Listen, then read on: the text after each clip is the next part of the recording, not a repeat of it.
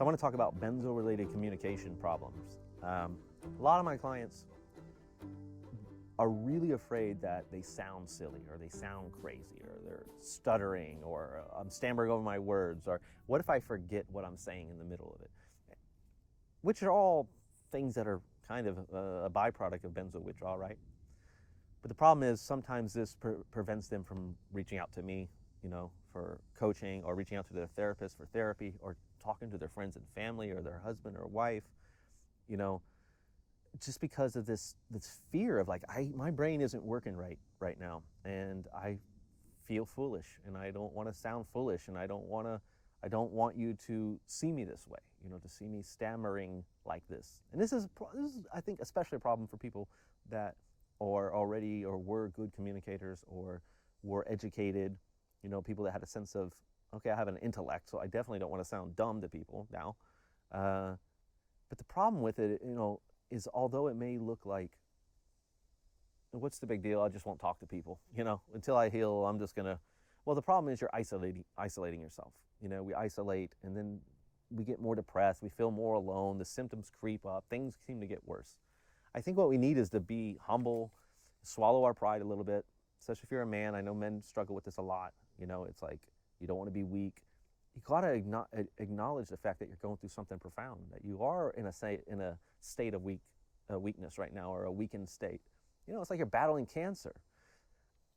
Benzo recovery, withdrawal, recovery is battling cancer.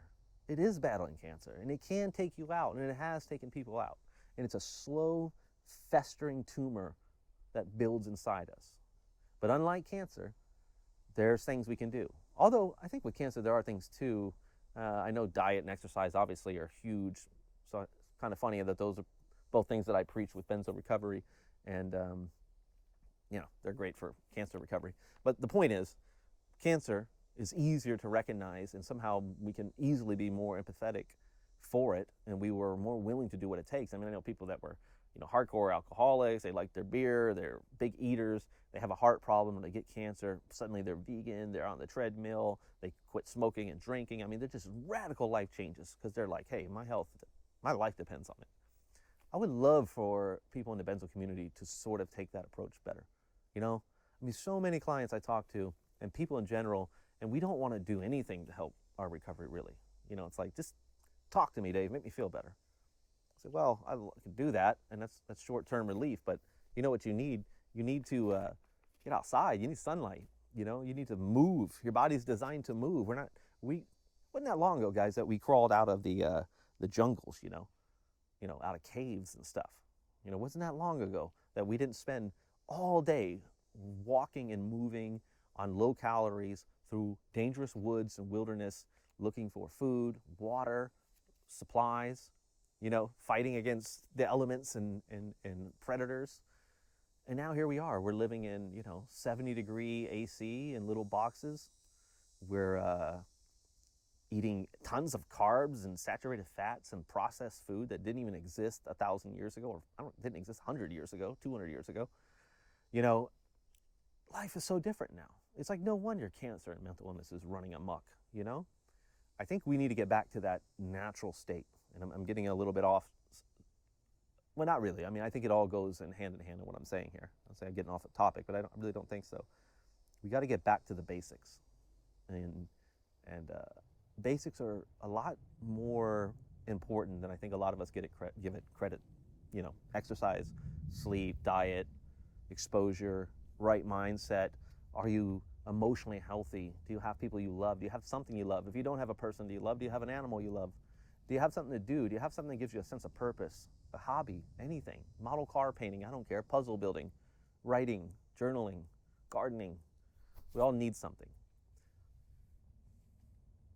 The hell is that? I think I'm about to be attacked by a squirrel.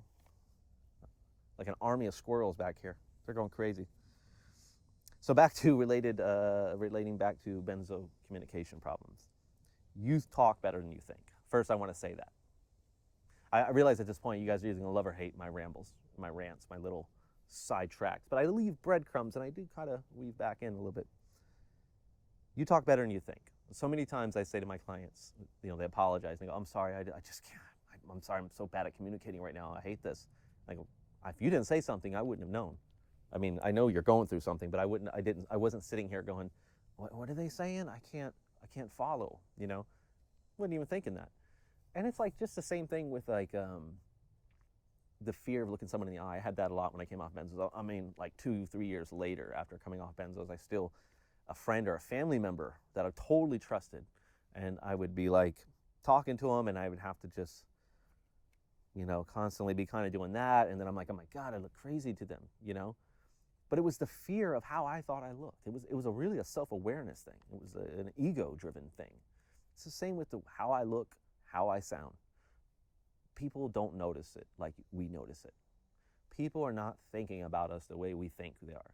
I mean, even my anxiety in like Walmart or something, I realized if I removed all the people in Walmart, and especially if I could lower the lights a little bit, I'd be fine. I could shop all day. I wouldn't have a panic attack. I would have no problem at the time. But put the people in there, put the bright lights. Oh my God. And I remember the fear was always, what if I went crazy? What if I had a blacked out? What if I had an episode in front of these people? You know, it was the fear of losing control in front of people that really did me in. So take that, think about that. It's not just the symptoms, it's the cognition, it's the mental states that are behind it, you know?